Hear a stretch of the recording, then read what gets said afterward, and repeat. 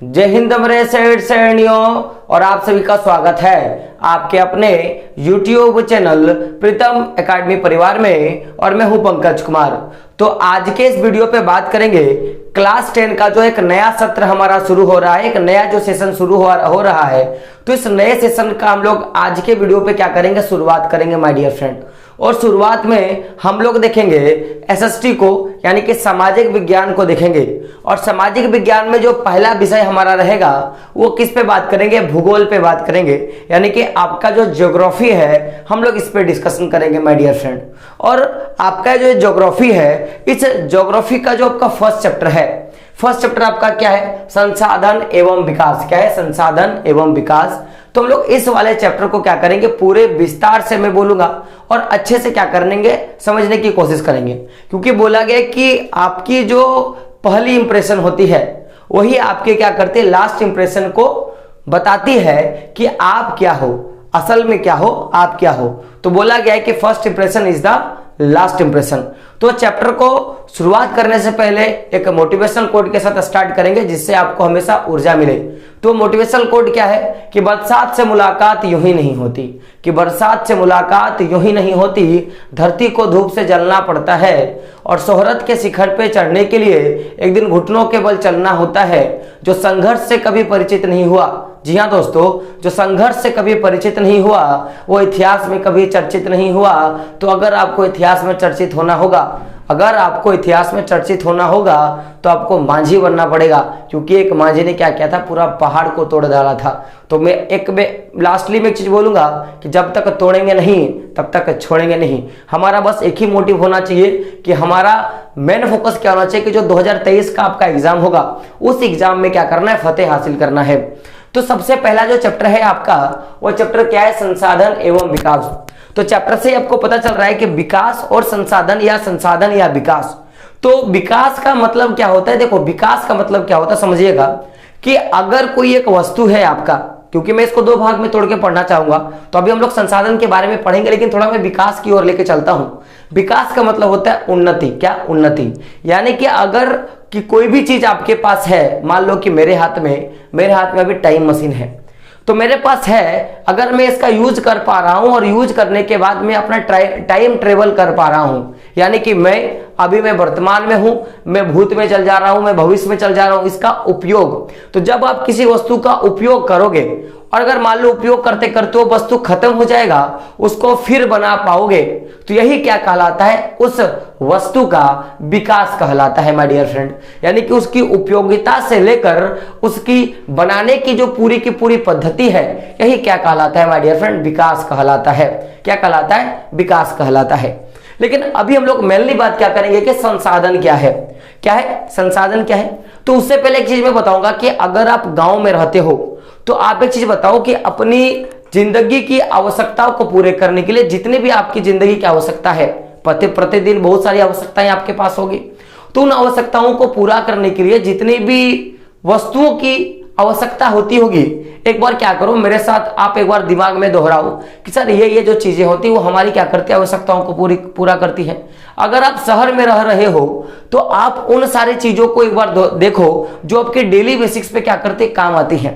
जैसे अगर मैं ग्रामीण सेक्टर में हूं तो मुझे खाना चाहिए भाई पक्का, मुझे पानी चाहिए पीने के लिए, मुझे पानी चाहिए नहाने के लिए। अगर आप एक स्टूडेंट हो तो आपको किताब, कॉपी, कलम, ठीक है, साथ में एक ड्रेस चाहिए, रहने के लिए घर चाहिए, छत चाहिए, ठीक है। ये सारे जो चीजें होती है जो रेगुलर बेसिस पे क्या होती है, आपके काम पे आती है। और अभी के जनरेशन में बच्चों को मोबाइल चाहिए होता है ताकि वो पढ़ाई कर सके। बहुत सारे बच्चे क्या करते हैं, वीडियो देख सके, टाइम पास कर सके। और साथ में क्या चाहिए, हमें रिचार्ज चाहिए, साथ में क्या चाहिए, मोबाइल चार्जर चाहिए। तो ये सारी क्या होती है, हमारी मूलभूत आवश्यकताएं होती हैं।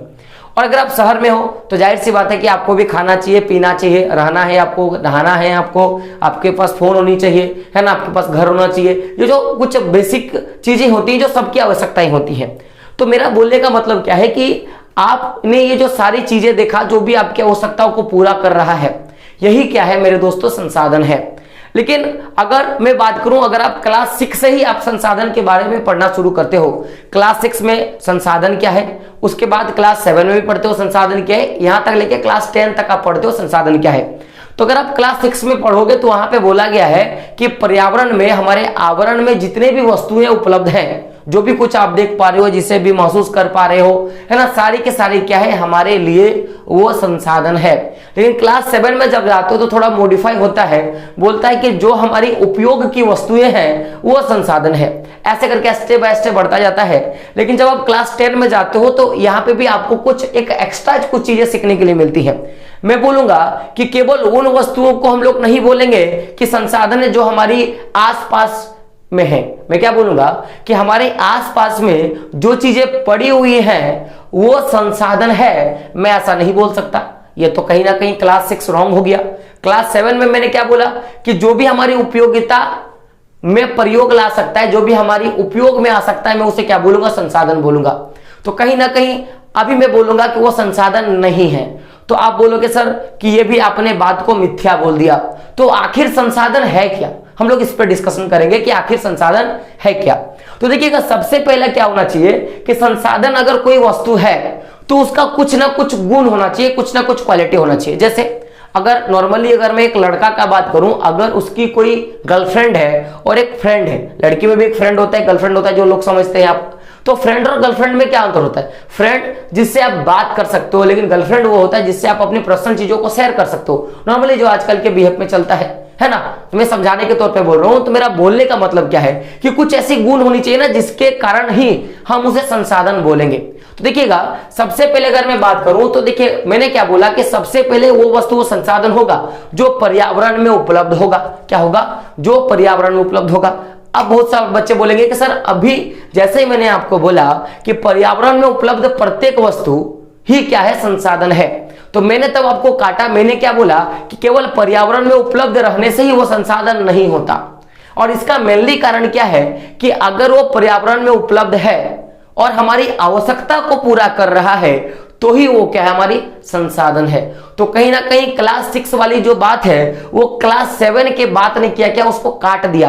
तो फर्स्ट ऑफ ऑल क्या होगा कि संसाधन कोई वस्तु है तो इसका पहला गुण क्या होना चाहिए कि वो पर्यावरण में उपलब्ध होना चाहिए। यानी कि हमारा जो एटमॉस्फेयर है, जो हमारा पूरा का पूरा इन्वायरमेंट है, इस इन्वायरमेंट में उपलब्ध होना चाहिए। अब बोलने का मतलब है कि अब सोच के देखो कि मैं एक डेजर्ट वाले एरिया पे हूं, मैं रेगिस्तान वाले एरिया पे हूं, बात क्लियर है? तो अगर मैं एक रेगिस्तान वाले एरिया पे हूं तो मेरे लिए सबसे ज्यादा जरूरी वाले संसाधन क्या होंगे? पानी, ऊंट, बात क्लियर ना। अब वहां पे अगर मछली है तो भी मेरे लिए संसाधन है, लेकिन सबसे ज्यादा जरूरत वाली चीजें क्या होगी? वो सारी चीजें। अभी आप पढ़ रहे हो, तो आप मेरे को चीज बताओ, आप अगर पढ़ रहे हो, अभी आप क्या पढ़ रहे हो? ज्योग्राफी पढ़ रहे हो, तो आप मेरे को बताओ आपके लिए जो क्लास 11th का जितने भी बुक है, क्या वो आपके लिए संसाधन है अभी के लिए? आप बोलोगे सर नहीं। अगर आप आइसक्रीम खा रहे हो तो क्या आइसक्रीम वाले का ठेला जो है वो आपके लिए संसाधन है क्या? आप बोलोगे नहीं सर। अगर आप क्रिकेट खेल रहे हो तो क्या फुटबॉल आपके लिए संसाधन है क्या? नहीं, क्योंकि आपकी उस समय की आवश्यकता कौन पूरा कर रही है? आपका क्रिकेट ही आपको क्या कर रहा है? आवश्यकता को पूरा कर रहा है। मेरा बोलने का मतलब है कि आप एक नदी में डूब रहे हो तो आप क्या खोजोगे? आप लकड़ी खोजोगे या कोई सहारा खोजोगे जिससे आप बच जाओ। यानी कि जो आपकी आवश्यकता को पूरा करेगा वही क्या कहलाएगा? मेरा संसाधन कहलाएगा। यानी कि एक दूसरी बड़ी बात कि मान लो कि आपको किसी ने पत्थर उठा के मार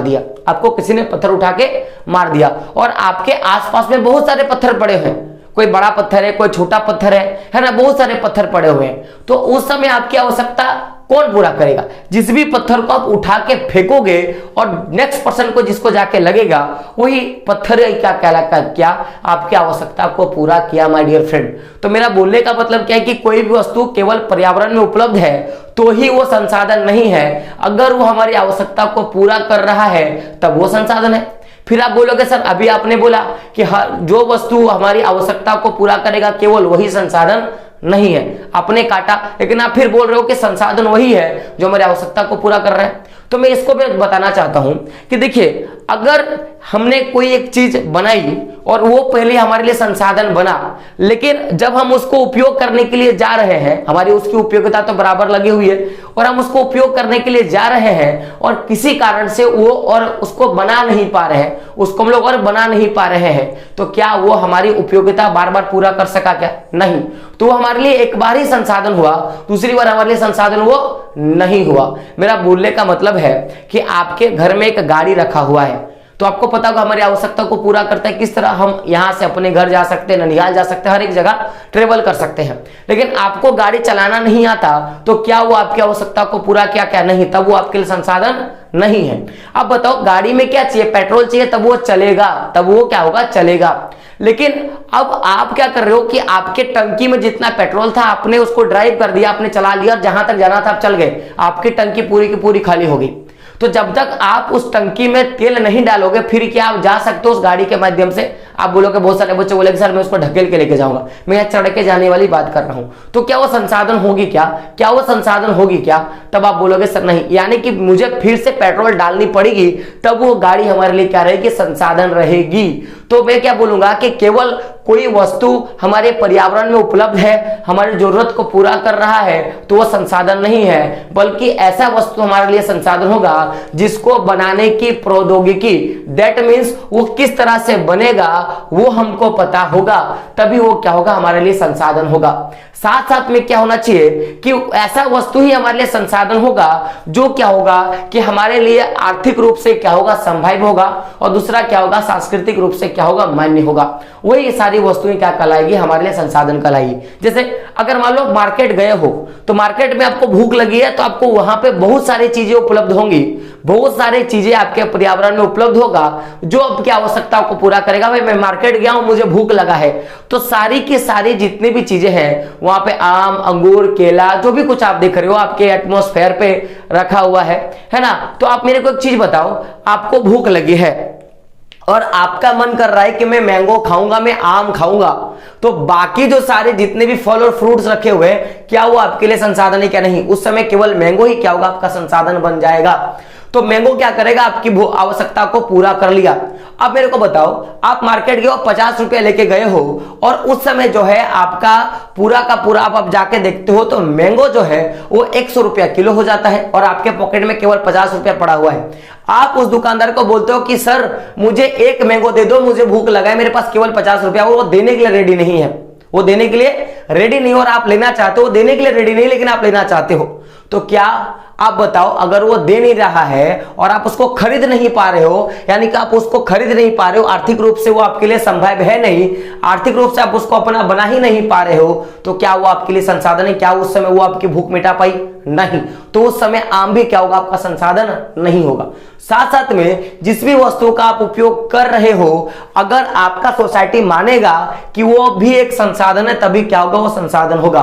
तो मेजर पॉइंट अगर देखा जाए संसाधन किसे कहते हैं माय डियर फ्रेंड, तो हमारे पर्यावरण में उपलब्ध प्रत्येक वस्तु जो हमारी आवश्यकताओं को पूरा करती है या पूरा करने में प्रयुक्त किए जा सकती है, और जिसको बनाने के लिए प्रौद्योगिकी उपलब्ध हो, और साथ में क्या होगा? वो आर्थिक रूप से संभाव्य एवं सांस्कृतिक रूप से मान्य हो, ऐसे वस्तुएं क्या कहलाती हैं? हमारे लिए एक संसाधन है। क्या है? हमारे लिए एक संसाधन है। जैसे अभी आप देखोगे तो ये जो पूरा का पूरा व्हाइट बोर्ड है हमारा, क्या है? पूरा का पूरा ये जो हमारा सफेद बोर्ड है, पूरा का पूरा हमारा क्या है? सफेद बोर्ड है, वो हमारे लिए क्या? एक संसाधन है। मैं ये जो मार्कर यूज कर रहा हूं, मैं ये जो मार्कर यूज कर रहा हूं, है ना, ये भी क्या है? हमारे लिए एक संसाधन है। आप जो ये फोन यूज कर रहे हो, ये भी क्या है? आपके लिए एक संसाधन है, क्योंकि इन टाइम आपके कर रहे हो। आप जो किताब पढ़ रहे हो, जो भी किताब पढ़ रहे हो, वो सारी क्या है? आपका संसाधन है। आप मछली रखे हो घर में, उसको आप खा रहे हो, तो भी क्या? एक संसाधन है। आप चिकन खा रहे हो, भी क्या आपके लिए संसाधन है। आप खाना खा रहे हो, पानी पी रहे हो, रह रहे हो, और साथ साथ में क्या है कि आपका भाई, आप मान लो कि आप, सिंपल सा बात है, मैं क्या बोलूंगा कि मनुष्य भी एक संसाधन के अंतर्गत आता है। अब बहुत सारे बच्चे बोलेंगे कैसे सर, मैं वो भी बता रहा हूं, क्योंकि ये क्वेश्चन आता है मेजर कि मनुष्य क्या है? संसाधन है या नहीं। तो मनुष्य भी एक संसाधन है। ये क्यों? मैं आपको प्रूव करना चाहूंगा कि अभी देखोगे मैंने क्या बोला कि पर्यावरण उपलब्ध होना चाहिए भाई, तो आपके पूरे वातावरण में आप जहां भी नजर दौड़ाओगे आपको केवल मनुष्य ही मनुष्य देखने के लिए मिलेगा। पॉपुलेशन बहुत ज्यादा है माय डियर फ्रेंड। साथ में आप क्या देखोगे? हमारी जरूरत को पूरा करता है। बताओ, मैं आदमी हूं ना, मैं आपकी आवश्यकता को पूरा कर रहा हूं। क्या कर रहा हूं मैं? आपकी आवश्यकता क्या थी? मुझे ये चैप्टर समझ में नहीं आया, मैंने आपको समझा रहा हूं, तो ये आपकी आवश्यकताओं को क्या पूरा कर दिया। साथ में क्या होना चाहिए? आर्थिक रूप से संभाव्य। अब बताओ, अब मुझे बनाने की प्रौद्योगिकी, दूसरी क्या प्रौद्योगिकी? तो यार आदमी जो होता है, भले मैं ना हूं, कोई दूसरा आदमी कैसे बनेगा ये सबको पता है। आप क्लास 10 में पढ़ोगे कैसे मनुष्य का निर्माण होता है। जब लोग जंतुओं जीवों में जनन वाला चैप्टर पढ़ेंगे तब हमको समझ में आएगी ना। आएगी ना। दूसरी बात क्या है, उसको बनाने का जो भी प्रोसेस वो भी हमको पता है। साथ में क्या होना चाहिए कि भाई ये आर्थिक रूप से संभावित, देखो मेरी आपकी जो आवश्यकता है शिक्षा का, मैं अब यूट्यूब के माध्यम से आपको फ्री दे रहा हूं, तो कहीं ना कहीं आर्थिक रूप से क्या हो गया, आर्थिक रूप से क्या होगा, संभावित। और अभी आपका सोसाइटी मान रहा है, आपकी सोसाइटी मान रहा है कि पंकज यूट्यूब में जो भी शिक्षाएं दी जाती है वो क्या है, हमारे लिए आवश्यक है। तो कहीं ना कहीं मनुष्य भी क्या है, हमारे लिए क्या एक संसाधन है। तो मैं लिख सकता हूं मानव, क्या लिख सकता हूं, मानव। मानव भी क्या है, एक संसाधन है माय डियर फ्रेंड। तो ये तो रही संसाधन का बात कि संसाधन क्या था। अब एक अगले टॉपिक पे अब की ओर बढ़ते हैं। आप बहुत सारे बच्चे बोलेंगे कि सर संसाधन तो ये सारे मैंने देख लिया, तो संसाधन को बनाने का तरीका या संसाधन का निर्माण कैसे होता है, इस पे थोड़ा हम लोग बात कर लेते हैं। तो देखिएगा कि हमारी पूरी की पूरी जो वातावरण है, पूरी की पूरी वातावरण संसाधन से भरी पड़ी हुई है। तो हमारे यहाँ मेजर क्या होता है कि जो भी मानव होता है, जो भी हमारा मानव होता है, वो या तो भौतिक पर्यावरण से, जिसको हम लोग क्या बोलेंगे, प्रकृति, क्या बोलेंगे, प्रकृति, क्या बोलेंगे, प्रकृति, या तो वो भौतिक पर्यावरण से या प्रौद्योगिकी के द्वारा, या जो भी संस्थाएं होती हैं, दैट मीन्स जितने भी आप कंपनी देखते हो, जितनी भी आप दुकान देख पा रहे हो, जितने भी आप बड़े बड़े इंडस्ट्री देख पा रहे हो, उद्योग देख पा रहे हो, जितनी बड़ी बड़ी मंडी देख पा रहे हो, उसको क्या बोलेंगे, संस्थाएं बोलेंगे। प्रौद्योगिकी आपको पता होगा। तो क्या क्या होता है कि मानव क्या करता है कि अपनी आवश्यकताओं को पूरा करने के लिए प्रकृति के द्वारा जो भी वस्तुओं का उत्पादन होता है, उन वस्तुओं को प्रौद्योगिकी में प्रयोग कर या प्रौद्योगिकी में लाकर उसमें कुछ मानवीय क्रिया कर और साथ में क्या करता है कि उसको संस्थाओं के माध्यम से क्या करता है, उपयोग करता है। दैट मीन्स मानव क्या करता है कि सबसे पहले किसका उपयोग किया, तो पर्यावरण में जितने भी वस्तुएं हैं उनका उपयोग किया, और उनका उपयोग कर उनमें क्रिया कर क्या बना दिया, एक प्रौद्योगिकी लगाया। प्रौद्योगिकी लगा के क्या क्या एक संस्था के द्वारा उसको अपने उपयोग में ले आया। जैसे मेरा बोलने का मतलब है, ध्यान से सुनिएगा, कि आपने गन्ना देखी होगी, गन्ना से चीनी बनता है, आपको पता होगा, और चीनी से हम लोग क्या बना सकते हैं, शरबत बना सकते हैं। तो गन्ना जो मिला वो प्राकृतिक रूप से प्राकृतिक जैसे पदार्थों को मिला, और मेरी आवश्यकता क्या है कि पंकज सर मेरे घर आए हुए हैं, मैं उनको क्या दूंगा, चाय दूंगा। ये आपकी आवश्यकता है कि पंकज सर अभी घर आए हैं और पंकज सर को चाय पीने की आदत है, तो मेरी जब मैं आपके घर पहुंचूंगा तो आपकी आवश्यकता क्या हो जाएगी कि पंकज सर को मैं क्या दूंगा, चाय। अब आप जैसे चाय बनाने के लिए गए, पता चला कि आपके घर में जो चीनी का डब्बा है उसमें चीनी है ही नहीं, उसमें चीनी है ही नहीं। तो अब मेरे को बताओ, चीनी है ही नहीं तो चीनी लाना पड़ेगा मार्केट पर, मार्केट में पता चला कि चीनी है नहीं, तो अब क्या करोगे, चीनी बनाओगे क्या, नहीं। तो मेरा बोलने का क्या मतलब है कि आपकी उस समय चीनी आवश्यकता पूरा नहीं कर पाई, लेकिन आपकी आवश्यकता है, तो अगर वो मिल जाएगा तो आपकी आवश्यकता को पूरा होगा। तो मैं भी चीनी बनाने का प्रोसेस मैं आपको बताऊंगा। तो ध्यान से सुनिएगा माय डियर फ्रेंड, होता क्या है कि जो प्रकृति से हम लोग क्या किए, गन्ना को बनाए, गन्ना निकाले, और निकालने के बाद प्रौद्योगिकी के द्वारा जो भी क्रिया होता है, उस क्रिया के द्वारा जो भी उसमें मशीन लगेगा, उस मशीन के द्वारा हम लोग क्या करते हैं कि उस गन्ने का रस को निकालते हैं। फिर रस को निकालने के बाद जो भी प्रोसेस होता है, प्रोसेस करने के बाद हम लोग क्या करें, उसको चीनी बनाएं। अब चीनी क्या होता है, चीनी बनाने के बाद वो चीनी किसी दुकानदार के माध्यम से, किसी मंडी के माध्यम से या ऑनलाइन पोर्टल के माध्यम से मानव तक पहुंचती है, और मानव क्या करता है, उसका उपयोग करता है। तो प्रकृति के द्वारा, प्रकृति में कोई वस्तु पैदा हुआ, उसका हम लोग क्या किए, कोई किसी भी मशीनीकरण के माध्यम से या मशीन के माध्यम से चेंज करके संस्थान के माध्यम से मानव तक पहुंचाए।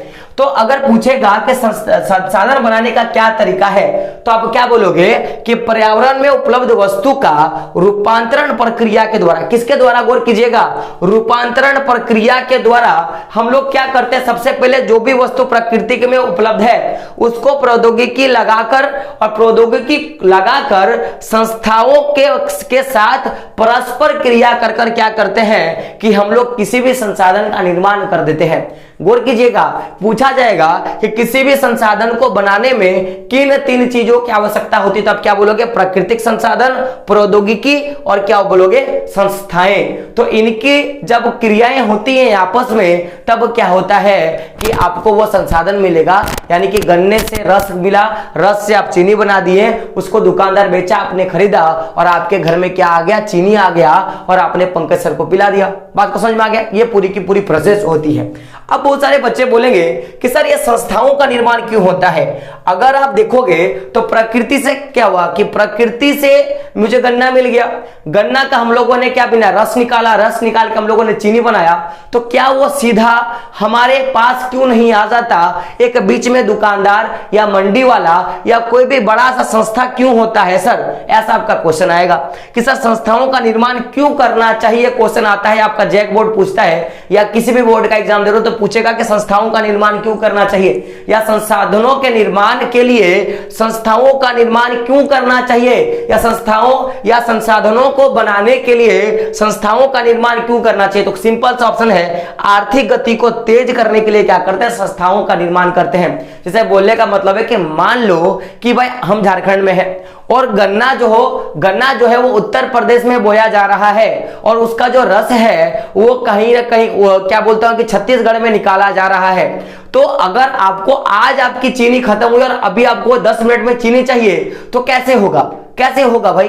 तो वो पूरा का पूरा जो होगा कि गन्ना हो गया उत्तर प्रदेश, छत्तीसगढ़ उसका रस निकाला, झारखंड क्या क्या कि उसके बगल में कोई एरिया होगा, मान लो कि आपका मध्य प्रदेश चीनी बनाया और चीनी बना के क्या क्या सबको सप्लाई किया। तो सप्लाई करने का कौन काम करता है, संस्था करता है। तो ये संस्थाएं क्या करती है कि आर्थिक गति को तेज करने का क्या करती है, काम करती है माय डियर फ्रेंड, याद रखिएगा।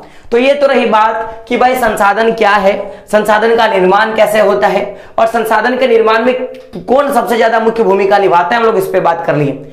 अब थोड़ा बात करते हैं कि बहुत सारे लोगों का आज भी मानना है, और इवन मैं बात करूं कि जो वीडियो देख रहा होगा उसमें से बहुत सारे लोगों का, अगर 100 में बात करूं तो 8 लोग, 100 में 98 लोगों का मैं बात करूंगा, 10 में से 8 लोगों का मैं बात करूंगा। हर एक व्यक्ति को क्या लगता है कि संसाधन जो है वो प्राकृतिक उपहार है, संसाधन जो है प्राकृतिक उपहार है। आप मुझे बताएं कि कितने ऐसे लोगों को लगता है कि संसाधन जो है वो प्राकृतिक उपहार है। जिनको भी लगता है वो कमेंट बॉक्स में कमेंट करके यस बता दे मेरे को। तो अगर मैं आपको डाउट क्लियर कर दूं तो संसाधन कभी भी प्राकृतिक उपहार नहीं है। मैं ऐसा मैं क्या बोलूंगा कि ऐसा नहीं है, ऐसा नहीं है। मैं इसका कारण भी दूंगा, लेकिन मैंने ऐसा क्यों बोला मैं थोड़ा इस पे बात करना चाहता हूं। लेकिन उससे पहले मैं क्वेश्चन को क्लियर करना चाहता हूं कि क्वेश्चन क्या बोल रहा है। क्वेश्चन बोल रहा है कि जो भी संसाधन आप देख रहे हो, जो भी संसाधन आप देख रहे हो, क्या वो प्राकृतिक उपहार है, क्या वो प्राकृतिक उपहार है क्या। अब मेरा बोलने का मतलब है कि ये आप बताओ, ये मेरा एक क्या है, एक घड़ी रखने का पूरा, ये मेरा जो चश्मा रखने का ये पूरा कवर है, क्या ये प्रकृति की देन है क्या। आप बोलोगे नहीं। अब बताओ मैं यहाँ पे चश्मा पहना हूं, क्या ये चश्मा प्रकृति की देन है क्या।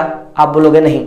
आप वो फोन से आप मेरा वीडियो देख रहे हो, क्या वो प्रकृति की देन है क्या, नहीं। तो हम लोग क्या बोलेंगे कि कोई भी वस्तु प्राकृतिक देन नहीं होता, प्राकृतिक उपहार नहीं होता, ऐसा नहीं होता, यह गलत है। अब गलत क्यों, मैं सही से आपको बताना चाहता हूं, कारण मैं देना चाहता हूं ऐसा मैं क्यों बोलना चाहता हूं। तो भाई कारण यह है कि संसाधन जो भी आप संसाधन देख रहे हो वो मानवीय क्रियाओं का क्या है, परिणाम है। क्या है, जितना भी आप संसाधन देख रहे हो, जो भी आपकी आवश्यकताओं को पूरा कर रहा है, जो भी हमारे समाज में उपलब्ध है या जिसको भी बनाने की प्रौद्योगिकी हमें पता है, जो आर्थिक रूप से संभाव्य या सांस्कृतिक रूप से मान्य, सारे के सारे संसाधन जो है वो मानवीय क्रिया का परिणाम है। क्या है, मानवीय क्रिया का परिणाम है। अब भाई मानवीय कैसा क्रिया, तो हम लोगों ने देखा ना रूपांतरण क्रिया। जैसे बोलने का मतलब कि आपकी आवश्यकता है कि आपको एक मेज चाहिए, एक कुर्सी चाहिए बैठने के लिए, तो आपने क्या किया कि आप प्रकृति के देन लकड़ी या पेड़ को आप उठा के लेके आ गए भाई, है ना। अब तो भाई प्रकृति का मिला हुआ है, आप उसको उठा के लेके आए और उठा के लाने के बाद आप क्या करते हो, उसको एक मशीन के द्वारा, छेनी के द्वारा, तो छेनी इतनी लगेगा, हथौड़ी के द्वारा, हथौड़ी बोल रहा हूं, या जो भी काटने का औजार हो, छीलने का औजार हो, उससे आपने क्या किया, एक बढ़िया सा मेज बना दिया। अब वो जो मेज बना, तो मेज उसके बाद आप लेके आए घर, आप बैठ रहे हो, अपनी आवश्यकता पूरा करियो। तो क्या मेज प्रकृति की देन है क्या, नहीं यार। कभी भी संसाधन प्रकृति की देन नहीं होते, याद रखिएगा, संसाधन कभी भी प्रकृति की देन नहीं होती है। तो संसाधन मानवीय क्रियाओं का क्या है, परिणाम है। तो कैसे ये हमारे उपयोग में आता है, हम लोग उस पर बात करते हैं। सबसे पहले क्या होता है कि संसाधन में क्या है, प्रकृति में कोई भी संसाधन जो होता है प्रकृति के पर्यावरण में क्या होता है, उपलब्ध होता है। ये प्राकृतिक रूप से क्या होता है, उपलब्ध होता है। अब वो सीधा हमारे उपयोग में नहीं लाई जाती है। जैसे पानी भी तो हमारे लिए उपयोग में है ना, तो पानी तो हमारे पूरा पर्यावरण में, भूमि जल स्तर में, भूमि में पानी है, तो क्या क्या करते हैं, पानी सीधा उठ के हमारे मुंह में आता है क्या, नहीं ना। हम लोग क्या करते हैं, उसको उपयोग में लाने के लिए बोरिंग करते हैं, कुआं करते हैं, चापाकल देते हैं और उससे पानी को निकालते हैं, फिर हम लोग पीते हैं। तो कहीं ना कहीं बीच में चापाकल वगैरह क्या है, एक मानवीय क्रिया है कि नहीं। तो क्या करते हैं कि कोई भी संसाधन जो है उस पर हम लोग मानवीय क्रिया करते हैं। जैसे मैंने क्या बोला, लकड़ी हम लोग लाए, लकड़ी क्या है, लकड़ी हम लोग लाए। लकड़ी पे क्या किए कि जो भी अस्त्र शस्त्र जो होता है, जो भी अस्त्र होता है या जो भी शस्त्र होता है उसको लगाए, और लगाने के बाद क्या करते हैं, परिवर्तन किए। परिवर्तन में क्या किए, कुर्सी बना दिए। अब कुर्सी बनाने के बाद क्या करते हैं, उसका उपयोग हम लोग बैठने में करते हैं कि नहीं, बैठने में करते हैं। तो मेरा बोलने का मतलब क्या है, लकड़ी। हम लोग कभी कभी यहाँ पे लड़की हो जाता है, नहीं तो बच्चे बोलेंगे सर लड़की को बैठने के लिए, इसलिए मैं इसको रिपीट कर रहा था कि कोई भी वस्तु हमें पर्यावरण से मिला, पर्यावरण से मिलने के बाद उसमें क्या क्या हम लोगों ने क्रिया किया। क्रिया करने के बाद क्या होता है कि वो वस्तु कहीं ना कहीं किसी रूप में परिवर्तन होता है, और परिवर्तन होने के बाद हम लोग क्या करते हैं, उसका उपयोग करते हैं माय डियर फ्रेंड। जैसे गन्ना हमें मिला, गन्ना का रस निकाले, उसको क्या चीनी बनाए, परिवर्तित वस्तु गन्ना से क्या बना, चीनी, फिर हम क्या करते हैं, उसका उपयोग करते हैं। तो इसीलिए हम लोग बोलेंगे कि हम लोग जिस भी वस्तु का उपयोग करते हैं वो क्या, एक परिवर्तित वस्तु है। क्या है, एक परिवर्तित वस्तु है। और इसी परिवर्तित वस्तु के कारण हम लोग कभी नहीं बोलेंगे कि संसाधन जो है वो प्रकृति की देन है। यह बात आपको क्लियर होगी। तो आप मेरे को बताओ, अगर संसाधन प्रकृति की देन होती, मान लिया जाए एक टाइम के लिए, तो उसको हम लोग कभी भी बांट नहीं सकते। क्यों नहीं बांट सकते, प्रकृति की है, सबकी है, तो क्यों बांटेंगे उसको, है कि नहीं। क्योंकि बोला गया ना कि आप देखोगे अगर सरकार एक रास्ता बना दिया तो बच्चे क्या करते हैं, उस पर अपना नाम लिख देते हैं, और उसको पूछोगे ऐसा क्यों कर रहा है, बोलेगा तुम्हारे बाप का है क्या, होता है कि नहीं। तो अगर ये सरकारी प्रॉपर्टी है, अगर ये सबका है, अगर ये सबका है, तो इसका कभी वर्गीकरण नहीं किया जा सकता। लेकिन मैंने क्या बोला कि संसाधन कभी भी क्या है, प्राकृतिक उपहार नहीं है, यानी कि सबका नहीं है। तो अगर वो सबका नहीं होगा तो कहीं ना कहीं संसाधनों का वर्गीकरण तो किया जाएगा ना, संसाधनों का वर्गीकरण किया जाएगा, हाँ या ना, हाँ या ना, आप बोलोगे हाँ।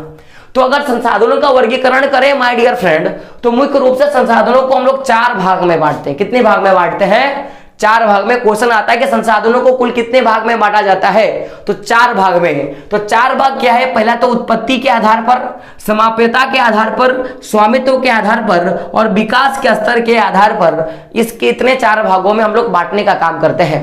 अब हम लोग बात करेंगे कि आखिर ये है क्या, इस पे थोड़ा बात कर लेते हैं माय डियर फ्रेंड। तो समझिएगा, उत्पत्ति का अर्थ होता है पैदा होना। उत्पत्ति का अर्थ क्या होता है, पैदा होना। तो पैदा कोई भी वस्तु का अगर निर्माण हो रहा है तो निर्माण के आधार पर उसको 2 भाग में बांट सकते हैं। एक ऐसा जिसमें क्या होता है, जीवन पाया जाता है, उसको क्या बोलेंगे, जैव संसाधन या जैव संसाधन बोलेंगे हम लोग उसको। और ऐसा होता है जिसमें जीवन नहीं पाया जाता, वो क्या होता है, निर्जीव संसाधन। दैट मीन्स देखो, ये चश्मा जो है हमारा, ये हमारी उपयोगिता को पूरा कर रहा है ना। इसका उत्पादन भी कहीं ना कहीं से हुआ है, ये उत्पत्ति भी हुआ है। तो ये कैसा उत्पत्ति है, इसमें जान है क्या, अगर इसमें जान होता, मैं इसको ऐसे ठोक रहा हूं तो ये आवाज करता, बोलता मुझे मत मारो, मुझे मत मारो। आवाज कर रहा है क्या, नहीं कर रहा है ना। क्या ये बढ़ेगा, क्या नहीं बढ़ेगा ना। हम लोग साइंस में पढ़ेंगे, जैव प्रक्रम में पढ़ेंगे कि सजीव किसको बोलेंगे, निर्जीव किसको बोलेंगे। यानी कि मैं क्या बोलूंगा कि उत्पत्ति के आधार पर एक होता है सजीव और दूसरा क्या होता है, निर्जीव। तो जो सजीव ऐसे पदार्थ जो हमारी आवश्यकताओं को पूरा करेगा वो जैव संसाधन के अंतर्गत आएगा, और ऐसे निर्जीव पदार्थ जो हमारी आवश्यकताओं को पूरा करेगा अजैव संसाधन के अंतर्गत आएगा माय डियर फ्रेंड। तो उत्पत्ति के आधार पर संसाधन को 2 भाग में बांटा गया है, एक हो गया जैव और दूसरा क्या हो गया, अजैव। इसके बारे में विस्तार से अगले क्लास में हम लोग पढ़ेंगे। फिर दूसरा क्या होता है, समाप्यता के आधार पर। देखिए, अगर कोई वस्तु पैदा हुआ, अगर किसी वस्तु का जन्म हुआ तो वो वस्तु मरेगा ही। गीता में कहा है कि जो पैदा हुआ वो एक दिन ना एक दिन मरेगा, जो पैदा हुआ वो एक ना एक दिन मरेगा। तो अगर किसी वस्तु की उत्पत्ति होती है तो वो वस्तु खत्म भी होता है, वो वस्तु क्या होता है, समाप्त होता है। तो समाप्यता के आधार पर संसाधन को 2 भागों में बांटते हैं। कितने भागों में, खत्म होने के हिसाब से या उत्पन्न होने के हिसाब से दो भाग में और खत्म होने के हिसाब से भी क्या करते हैं, संसाधन को दो भाग में बांटते हैं। ऐसा संसाधन जो क्या होता है, जिसको बार बार उपयोग में ला सकते हैं, वो हमारे लिए क्या होता है, नवीकरणीय योग्य संसाधन। और ऐसे संसाधन जिसका हम लोगों ने एक बार उपयोग किया और वो क्या हो गया, खत्म हो गया, ऐसे संसाधनों को क्या बोलेंगे, अनवीकरण संसाधन। माय डियर फ्रेंड, जैसे मेरा बोलने का मतलब है, अपने पानी तो देखी होगी, पानी को हम लोगों ने पिया और फिर आप देखोगे कि आपके चापाकल में, जैसे एक चापाकल है, उस चापाकल में मान लो कि क्या होता है कि पानी निकलता है, आप और आपका गांव या आप अकेले क्या करते हो, उस पानी का सेवन करते हो, फिर आप क्या देखते हो, कल उसमें फिर पानी आ गया, आता है कि नहीं? तो कहीं ना कहीं वो पानी तो खत्म नहीं होता ना, तो पानी किस में आएगा, नवीकरणीय संसाधन में। अब बताओ, मैं ये चश्मा 10 साल उपयोग करूंगा और फिर मैं चश्मे को कहीं फेंक दूंगा और मैं चश्मा कभी ना खरीदूं, तो क्या मेरे पास चश्मा आएगी? क्या नहीं आ सकती। तो ये क्या होता है मेरे लिए, अनवीकरणीय संसाधन। जैसे आपने वो गाड़ी घर में रखा था जिसमें पेट्रोल कुछ दूर में जाके खत्म हो गया था, तो क्या वो पेट्रोल आपने जब डाला तो उसके बाद क्या पेट्रोल फिर से आपके उस टंकी में आ गया? क्या जब तक आप उसको डालने नहीं जाओगे तो वो पेट्रोल कहीं ना कहीं क्या हो गया, खत्म हो गया। तो कुछ ऐसी चीजें होती है जो अनवीकरणीय संसाधन होती हैं। तो समाप्यता के आधार पर संसाधन को दो भाग में बांटते हैं। ऐसा संसाधन जिसका निर्माण बार बार होता है, जो बार बार जन्म सकता है, और ऐसा संसाधन जिसका उपयोग एक बार हो गया और वो क्या होता है, खत्म, उसको क्या बोलेंगे, अनवीकरणीय संसाधन। अब आगे बढ़ेंगे। अब देखिए, अगर किसी वस्तु का उत्पन्न हुआ, कोई वस्तु पैदा हुआ, कोई वस्तु मर गया, तो अब उसमें कुछ ना कुछ तो किसी ना किसी का अधिकार तो होगा ना, किसी ना किसी लोगों का अधिकार होगा। तो अधिकार के हिसाब से यानी कि स्वामित्व के आधार पे बात करें तो संसाधन को मुख्य रूप से 4 भाग में बांटते हैं। कितने भाग में बांटते हैं? 4 भाग में बांटते हैं। जिसे बोलने का मतलब है, एक वो संसाधन जो किसी एक व्यक्ति का अधिकार क्षेत्र में आएगा, उसको बोलेंगे व्यक्तिगत संसाधन या निजी स्वामित्व वाले संसाधन। पहला क्या होगा, व्यक्तिगत संसाधन। और एक ऐसा संसाधन होता है जिसमें सभी लोगों का अधिकार होता है। जैसे मान लो कि आपके घर का जो पर्सनल आपका बाथरूम है, क्या आप उस पे पूरे गांव के लोगों को बाथरूम करने जाने दोगे? कभी नहीं। और बताओ कि जो सामुदायिक शौचालय होता है उसमें आप जाना चाहते हो और बगल वाला रोकेगा तो आप उसका मुंह ना तोड़ दोगे? मुंह ना तोड़ दोगे क्या? तोड़ ही दोगे। जैसे आपका फोन है, आप किसी और को चलाने नहीं दोगे, लेकिन अगर एक मान लो कि पूरे गांव का होगा तो आप क्या करोगे? आप भी चलाओगे, आपका भाई भी चलाएगा, पड़ोस वाला चलाएगा, बगल वाला चलाएगा, सब चलाएगा ना। तो एक हो गया व्यक्तिगत संसाधन, दूसरा क्या हो गया, सामुदायिक संसाधन। तीसरा जो संसाधन होगा उसको बोलते हैं राष्ट्र संसाधन, जिसमें एक व्यक्ति का नहीं और एक समुदाय का नहीं बल्कि पूरे देश का अधिकार होता है। पूरे देश का अधिकार होता है। वो कैसे संसाधन कहलाता है? राष्ट्र संसाधन कहलाता है। अब राष्ट्र से भी बढ़कर एक तो होता है ना, मान लो ये आप हो गए, ये आप हो गए, ये आपके पापा जी हो गए, ये आपके दादाजी हो गए। तो दादाजी के भी तो दादाजी होते हैं ना, जिसको हम लोग परदादा बोलते हैं। क्या बोलते हैं? परदादा।